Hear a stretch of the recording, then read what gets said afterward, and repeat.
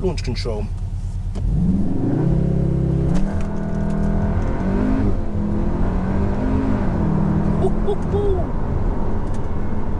Brutal acceleration, brutal. Oh, easy now. Easy now. Yes guys, what is going on, and welcome back to another video. As you can see in front of us here, we've got the Cupra Formentor, which is a four-wheel drive granddaddy Golf R. It is the exact same engine, but probably not as fast due to the weight. But yeah, I'm going to take it out today. I'm going to try and tell you guys everything you should know. So in terms of looks on the exterior anyway, it is a beautiful looking car, very, very unique. With it being a Cupra, you can see we've got the lovely copper highlights, which can be a bit too much for people, bearing in mind it is on the alloy wheels as well, and we'll touch on that. The paintwork is something else. It's called Magnetic Tech Grey. It is a matte paintwork as well, meaning that if you were to clean this car, you got to be gentle, nice and smooth. There is some pigeon poo on that side, but I haven't touched it because I didn't want to scratch the paintwork. Move around to these big boy alloys, you can see they're 19-inch rims. For me, the copper could be a bit much for people, bearing in mind on the side it kind of does look out of place. On the front, on the badge, it looks lovely, but on the alloys, on the caliper, I don't know. But it's on these 19-inch alloys called exclusive, and they're on Bridgestone tyres, which ain't the greatest in my opinion. It's got to have some Michelins on here to give you that nice winter grip. Moving around to the rear, it's got to be said, the rear of this car is a thing of beauty, like especially this LED light that comes all the way across. Isn't she lovely? So staying on the topic of visuals, the interior is a thing of beauty. It is absolutely lovely. We've got heated side mirrors, full control on the electric mirrors, and down here, something which could be a bit annoying is you can open the boot with this button, which is lovely, but you can't close it with this button. It doesn't press. If you press it, you're going to break it, and you don't want to break it. Nothing happens, meaning you have to go round and press this button up here. It's not too much of a pain, but if you were dropping the kids off at school and you said, yeah, go and get your gym bag out of the boot, you'd have to go around or expect them to reach this. And this is like, I don't know, I'm like 5'10", 5'11", I can reach that, but somebody else might struggle. But in terms of boot size, anyway, while we're here, have a look at that. It's big enough. You can slap a pram in there, you can go to Costco and spend about 200 quid and you'd be fine. Boot size, big thumbs up. And while we're on the topic of space, have a look at that. Loads of legroom. Again, that chair is set up in a very comfortable position for me, and look at that. There's tons. The passenger side is kind of lent to, but I think my son was sleeping on the way home the other day, so we kind of put it in the recline mode and he was just chilling like a gangster. And over here, we pull this down, and yes, we have cup holders. Very nice, very good. Not a problem. And like I said, the interior, the materials, everything feels very, very premium. We've got 2 USB charging ports at the back, again with climate control over here. So yeah, we're fully specced out over here. Now into the business part of things. The driver's side comes with electric seats. You've got 3 settings, so you can change it, lumbar support, everything's lovely. But the passenger side is manual, meaning you don't have this function. I don't know why they've done it, whether it's something to do with weight saving. I've got no bloody idea. But yeah, I'm a driver, so I don't really care, to be honest. Now talking about the steering wheel is a thing of beauty. Flat bottom steering wheel, the Vag way. You've got the drive select button over here, and we'll get into that on the drive. And you've got real buttons over here and over here. None of that fancy gimmickal touch and tap, none of that. You've got proper buttons, and with this being a DSG, you can see as well, there we go, flappy paddles. We've also got 7 different cockpit views. 1, 2, 3, 4, 5, 6, and 7. And then you've got a heated steering wheel as well. Lovely. Also, when you're on the motorway, you've got blind spot assist as well, meaning when someone is in your blind spot, you get a lovely little orange light that pops up over there and on the passenger side. And at night time, this thing turns into an absolute spaceship. You get different colours. You can have the colours that adjust automatically based on what drive mode you're in, or you can set an individual mode and customise it to your own taste. Last but not least, in this little corner down there, you can see we've got Beats audio sound. It's nuts. The audio system on this is nuts. The clarity is perfect. Italian people, you know what I'm saying, even though this thing's Spanish. Now, as mentioned at the beginning, this is the Golf R Daddy. So it's got the same lump. You can see we've got the lovely turbo at the back. This makes 310 brake horsepower and 400 newton meters of torque. It is a heavy boy, as you can expect, and it's got the four-wheel drive system in it, so it's not going to be as lively. But take my word for it, this thing punches, mate. It punches, mate. So with this having the same engine as the Golf R, surely the performance must be half decent. Launch control.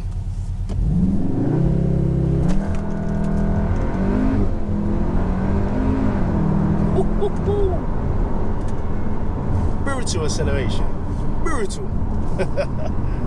Oh, easy now. So we've got our times here, and believe me, you're gonna want to see them.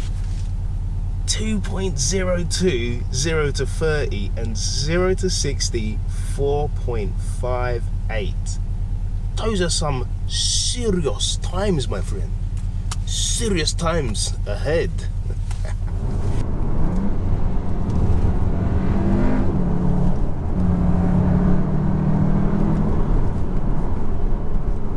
So, the Cupra Formentor, four-wheel drive. Don't forget that we've got four-wheel drive, because that launch that we just did wouldn't have happened the way it did had this not been four-wheel drive. And that's something that I've got to applaud, because some four-wheel drive systems are grippy and then they're not, and they're grippy. And when I launched this, that was traction off, and it still gave me probably one of the best launches that I've experienced. It's going to be a bit tight through here. Go on then, mate. Yeah, squeeze through. Lovely.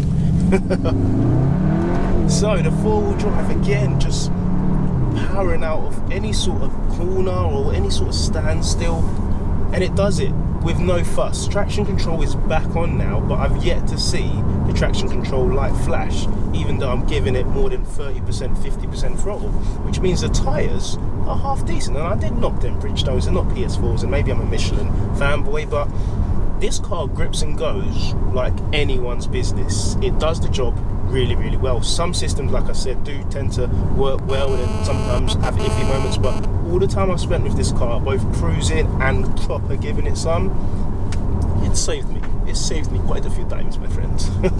So now, seating position, something that is probably, in my opinion, one of the most important things when it comes to enjoying your car. And when you're going for comfort, these seats, they definitely do the job, but more importantly, the driving position is epic. So I can go even lower here if I wanted to, but the position that I'm sat now, I can see right just in line with the steering wheel, nice hunker down. I've got loads of headspace. Not that I'm going to take this on track and need a helmet, but at 5'10", 5'11", if you're 6 foot plus, you would have no issues at all with space.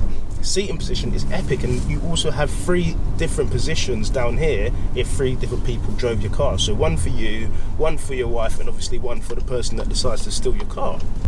Now if we go back on this drive select button and we go into Cupra or Sport, either one, good performance, you've got the gearbox in a sporty setting, but if you flick the paddles, I'm going to go up here, I've gone into 3rd gear.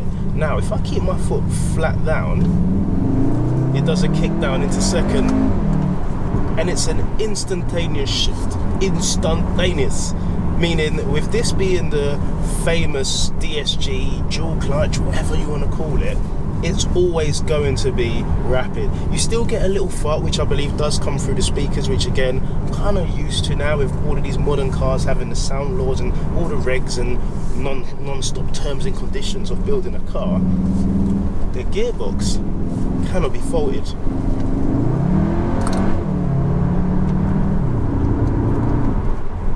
Spot on, spot on. And again, flick that little knob down here, it goes back into S and it will shift for you, but I just like having the pedal just to have a little fun, and you get this nice little blip when it is going through the gears.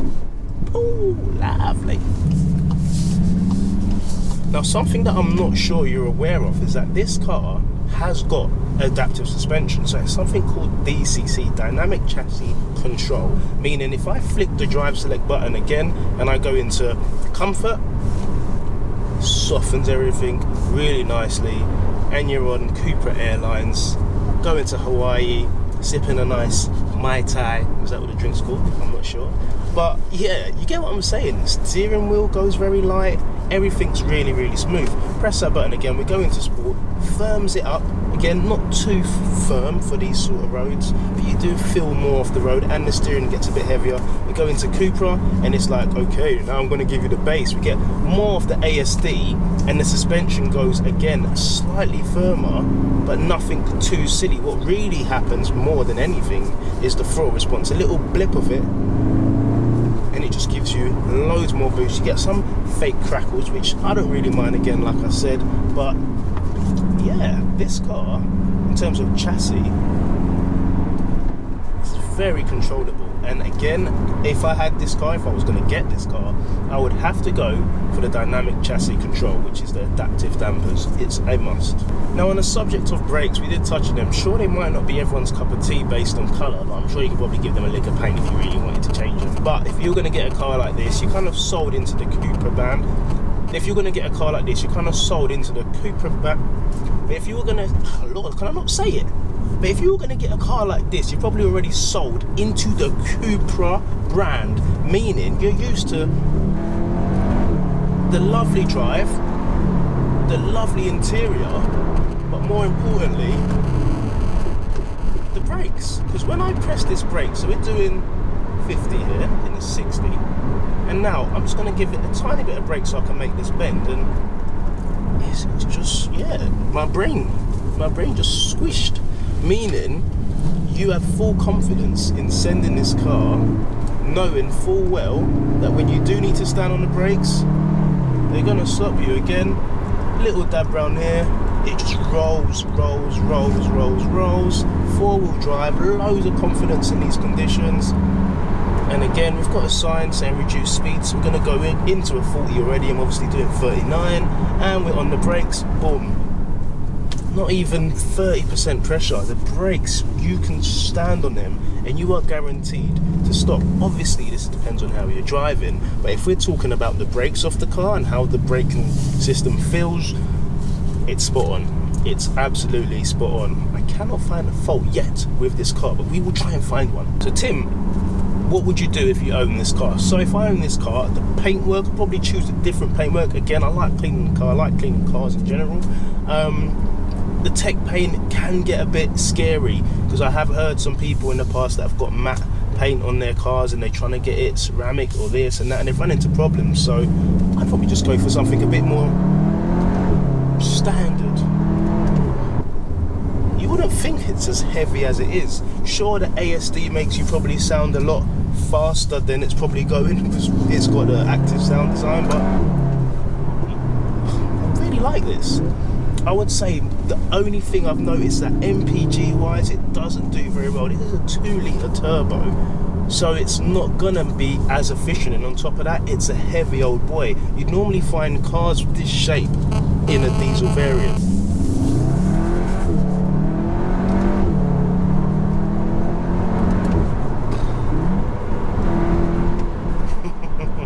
The ASD is needed because the exhaust is so quiet. The ASD really makes you feel like you're going some, even though you're not. I think the biggest gripe for me of this car would just be the efficiency. Other than that, this car is spot on. In fact, it won an award, or 2 awards actually, for the best all-rounder, which I've already said, meaning I know what I'm talking about, and the best coupe SUV, because this isn't just your big ugly SUV, this is a coupe style, and when we look from the side we can definitely see it's that. Guys, I'm going to end the video there. If you have enjoyed the video, please smash the thumbs up button, subscribe if you're new to the channel, and lovely, I'll see you in the next one. God bless. Oh, lovely, let it roll, oh yes, and then stamp on the brakes because someone wants to spoil all of my fun.